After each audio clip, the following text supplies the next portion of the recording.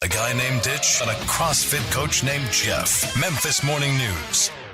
Well, you know that song, and you know why. It's every Thursday at this time. Alan, the food dude, joins us. We're getting a little worried for you, Alan, because normally you're here around 8. More worried for ourselves. We're about ready to, we're about ready just to order our own pizza and just say, all right, well, but we knew. Alan, the food dude, is here. What do you got going on today, Mr. Alan? I was sitting at the train listening to you guys go, man, we're hungry. Man, we're hungry. I was like, all right, come on, train. I got to go. The railroad does not realize how important Alan is. Well, yesterday, I did a big event with Nursing Home Week, and we did Look out. custom omelets for yeah. nurses. Oh. So we set up a big old bar and set up the hot plates and stuff. We sat there and slung eggs for about 4 hours.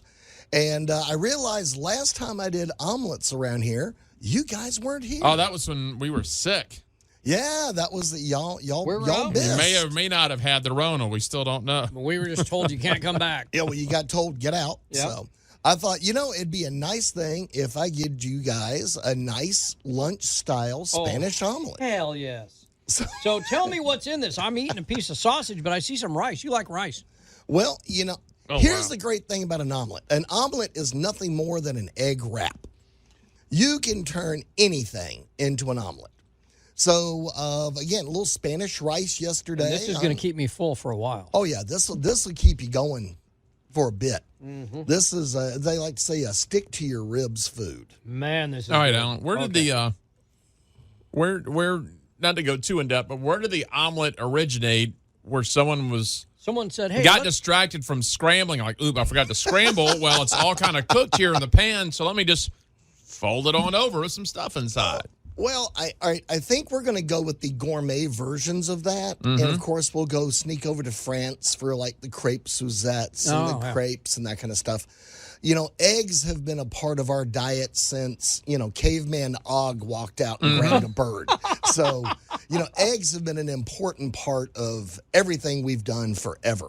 So it's kind of hard to look at something and go, when did we actually – now, this one's been with us – since the the start of line, time, right? Since the invention of dirt, pretty close. Dirt plus a chicken equals we got eggs. Now the biggest thing is over the last, I like to pick on like Henry VIII because he was the guy that used to hold court and have the big meals, and that's where we started getting into the fancy of dessert sculptures and all of the sugars and all that kind of stuff. Well.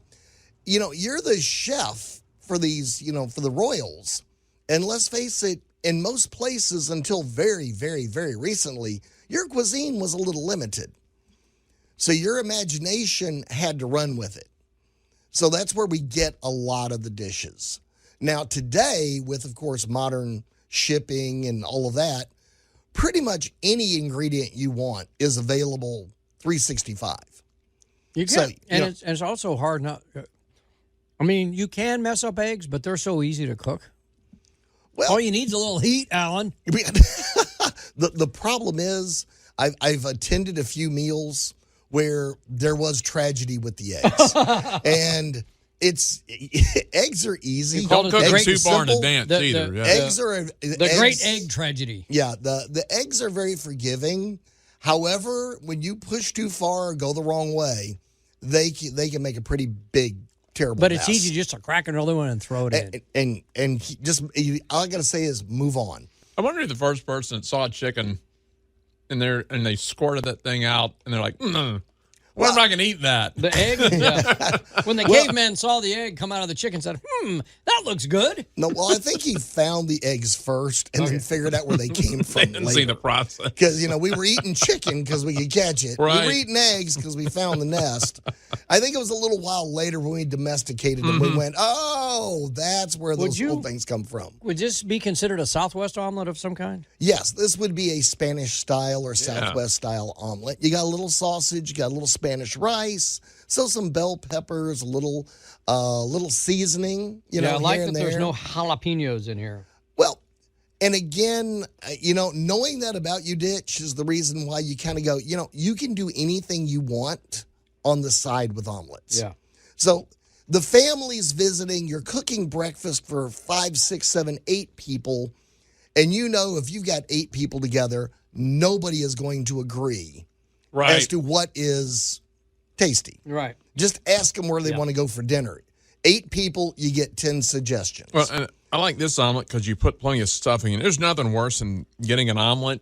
There's just egg. And it's just a folded egg. Yeah. And it's got a little sprinkle of cheese A or little dash of cheese bit of in hamburger. there. It's like, hey, man, I could have just had eggs. You and I've been to that same continental breakfast a few times, haven't we? Yeah. At the hotel, you're like, this pre-made folded thing. It's barely got anything in it. This is well done, though, because there's nothing is overbearing in this. Like, there's not one thing that you taste so much of, you don't taste the other things. Well, and that takes just a little bit of practice, but all you got to do is kind of follow Benjamin Franklin and everything with a little temperance. Mm-hmm. A little bit goes a long way with flavor. Yeah. So if you want to add, well, in this case, we have a little picante sauce topping, and you've got at least 4 different cheeses working in there. You got a little queso.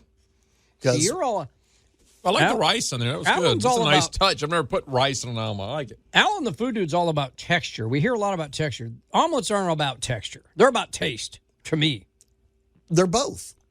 Because if you got something hard, you hit something hard and crunchy in there, it throws off the whole idea. Unless I've even done this. You hard cook some potatoes. Got your little potato shavings over there, making your hash browns. Mm-hmm. You can fold a hash brown into an omelet. Well, look at that, Mom. I cleaned my plate. You did. Yeah, you can fold anything. There's a couple omelet places in Memphis, and I took a ditch over there. I'm just saying, Brother Juniper. The Greek omelet was like a gyro in an omelet. It was incredible. That place is incredible. I'd never been there. Jeff took me over. Said, "You want a Greek omelet? We're going." Oh, and I think he even paid that day. Yeah. Oh, he was really off to impress. And that's you talking about not skimping on the stuff. They put plenty of stuff in there, man. Well, you're talking like a 4-egg omelet in a big, nice, wide pan, and they got about half a pound of fixins going in the middle of that baby. All they were missing was a couch because I was ready to nap. That is when you know you have been fed. When you're looking to unbuckle a button somewhere and go, oh, that was amazing. Now, listen, omelets are one of the easiest thing to do. You can get the kids in. You can let them throw in the ingredients. Mm-hmm. Do you mix up the ingredients with the eggs first, or do you mix up the eggs, cook them, and while the eggs are cooking, you throw in the ingredients? Because my mom used to mix it all up in one bowl. No, and then fold. That's egg foo young. Oh. That is not an omelet. Oh well. All right, an omelet to me is the egg wrap. Oh, gotcha. So now here's where it gets kind of fun. If you summertime's coming up, you're going to have the kids over, family over, that kind of stuff. There's nothing that says the night before you can't caramelize some onions, chop up a little beef, maybe a little ham, maybe a little this and that, and just have a bowl of each ingredient. And you know what? Everybody can get their own little Dixie cup, put what they want in their omelet in it, write their name on it. That'd be neat if you're a parent. And bam, throw that right in the middle. Don't put your dirty, slimy hands in the bowl. Scoop it with the cup. That'd be good for the kids because they can make their old thing in the cup and they go, all right, Junior, come over and throw it in. Yeah. And you talk about being invested. Yeah, I love getting kids involved in the kitchen because then they're going to eat. Excuse. If they're invested in it, they're going to most likely eat it. Unless they mess it up. Well, exactly. If you got a finicky eater, let them pick. Well, I don't like the onions. Okay, don't get the onions. Yeah. What else? What do you like? Well, I like the bacon. Well, get some bacon. But the trick is don't pressure them into something. Let them get what they want. Just be like Dad. Pick it out then. Yeah. Just pick out the onions. Well, I want to put my hash browns on there. You know what? Put your hash browns on there. Go for it. Listen, kids stopped buying decades ago the story that there's somebody starving in another country. Eat every bit of it. Those starving kids.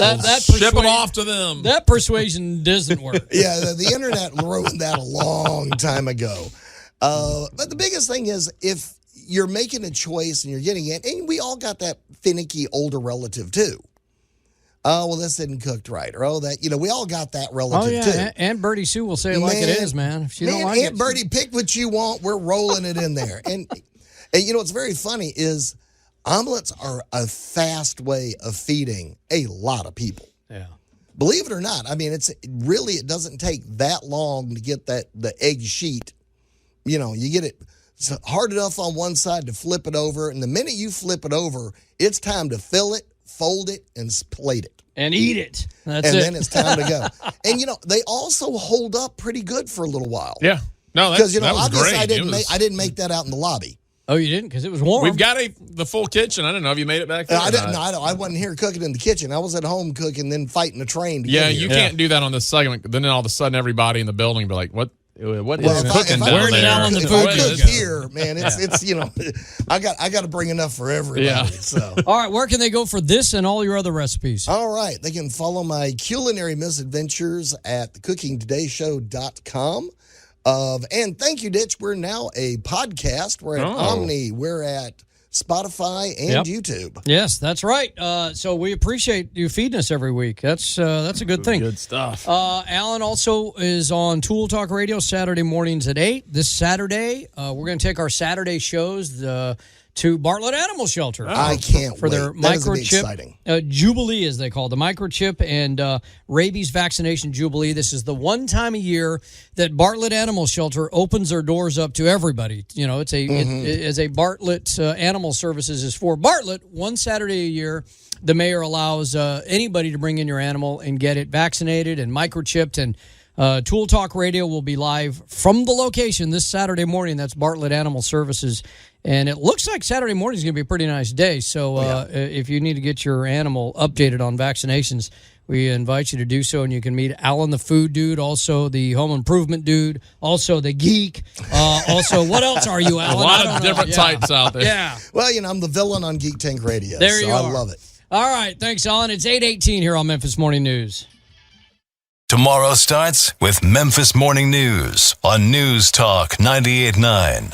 Mix a little sports analysis, pop culture, and great interviews, and you've got the Rich Eisen Show podcast. Alabama head coach Nick Saban. I don't spend a whole lot of time answering hypothetical questions, and I think that's a pretty hypothetical question. Did I just introduce rat poison into this equation? I'm sorry if I did that. To some degree you did, but that's okay. I do love that phrase. It's a psychological disposition that people read and hear about how good they are. It's poison in the mind. The Rich Eisen Show podcast. Listen wherever you get your podcasts.